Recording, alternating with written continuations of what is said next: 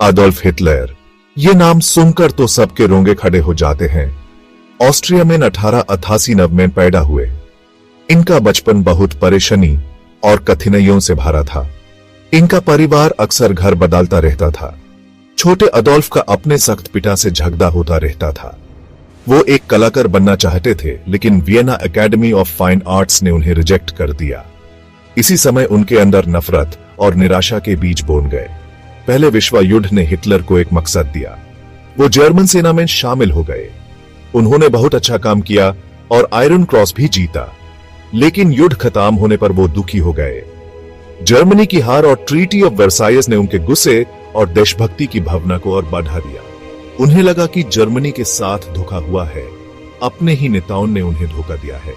नफरत, महत्वाकांक्षा और देशभक्ति का यह तीखा मिश्रण एक खतरनाक कॉकटेल बन गया। हिटलर को अपना असली काम राजनीति में मिला। वो जर्मन वर्कर्स पार्टी में शामिल हो गए। ये एक छोटा सा समूह था जो राष्ट्रवाद और जू विरोधी विचारों को मानता था। उनके करिश्मा और जबरदस्त भाषण देने की कला ने उन्हें जल्दी ही एक प्रमुख व्यक्ति बना दिया। वो भाषण देने में खो जाते थे, अपने जोश भरे शब्दों से लोगों को मोह लेते थे। इतिहास के सबसे कुशल व्यक्तियों में से एक के उभारने का मंच तैयार हो गया था। एक ऐसा आदमी जो पूरी दुनिया को अंधेरे में धकेल देगा। 1920 के दशक में नाजी पार्टी का जल्दी से उदय हुआ। जर्मनी, जो अभी भी पहले विश्व युद्ध में अपनी हार से उबर रहा था, आर्थिक संकट और राजनीतिक अस्थिरता का सामना कर रहा था। ट्रीटी ऑफ वर्साइल्स ने कठोर दंड लगाए थे। 80 मुद्रास्फीति ने अर्थव्यवस्था को तबाह कर दिया था।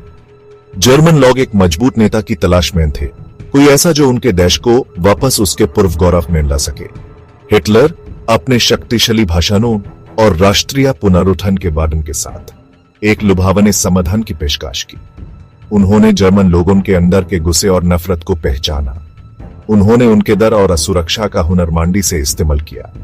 उन्होंने उन्हें बलि का बकरा दिया। यहूदी, कम्युनिस्ट और अन्य अल्पसंख्यक। नाजी पार्टी, जो कभी एक छोटा सा समूह था, बहुत लोकप्रिय हो गया।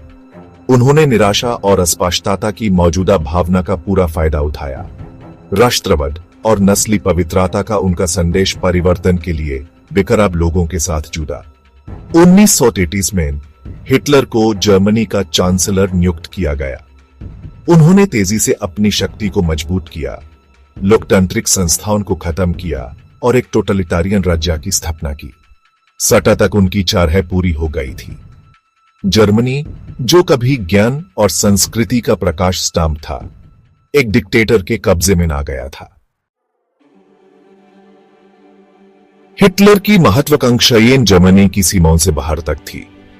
वो आर्यन नस्ल की श्रेष्ठता और जर्मन लोगों के लिए लेबेंसराउम या रहने की जगह की आवश्यकता में विश्वास करते थे।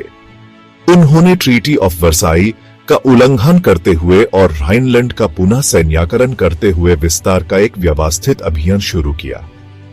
दुनिया बढ़ती हुई आशंका के साथ देख रही थी। अपीसमेंट, युद्ध से बचने की उम्मीद में हिटलर को छूट देने की नीति ने यूस और उकासा दिया। 1938 में उन्होंने ऑस्ट्रिया को अपने में मिला लिया। फिर उन्होंने चेकोस्लोवाकिया पर नजर डाली, सुडेटनलैंड की मांग की, एक ऐसा क्षेत्र जहां बहुत बड़े पैमाने पर जर्मन लोग रहते थे।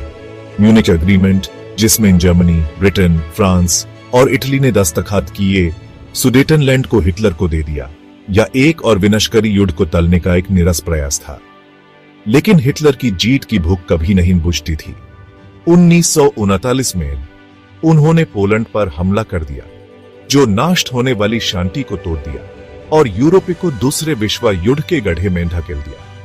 दुनिया दहशत से देख रही थी जब हिटलर की युद्ध मशीन यूरोप भर में मार्च कर रही थी, अपने पीछे मौत और विनाश का निशान छोड़ रही थी।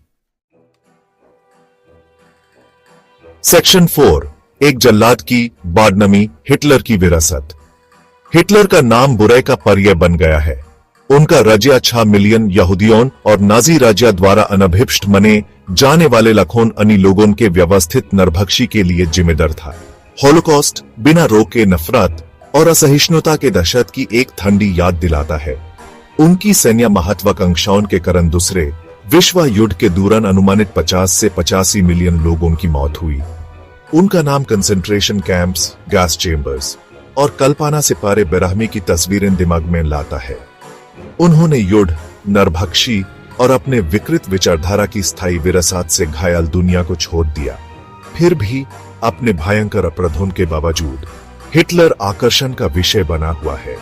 सट्टा में उनका उदय, उनका करिश्मा और उनके अपराधों का शीर पैमाना इतिहासकारों, मनोवैज्ञानिकों और आम जनता को एक समान रूप से मोह लेता है। उनकी कहानी राष्ट्रवाद, प्रचार और एक करिश्मे नेता के लुभावने आकर्षण के खतरों के बारे में एक चेतावनी कहानी के रूप में काम करती है। सेक्शन 5, अतीत की गूंज, हिटलर के राज से सीख। हिटलर की विरासत सिर्फ इतिहास की किताबों तक ही सीमित नहीं है। उनकी कहानी आज की दुनिया में ठंडी प्रासंगिकता रखती है। दुनिया के विभिन्न हिस्सों में राष्ट्रवाद, विदेशियों के प्रति नफरत और ऑथोरिटेरियनिज्म का उदय लोकतंत्र की कमजोरी और अत्याचार के हमेशा मौजूद खतरे की एक सख्त याद दिलाता है। हमें नफरत और विभाजन की ताकतों के खिलाफ सतर्क रहना चाहिए।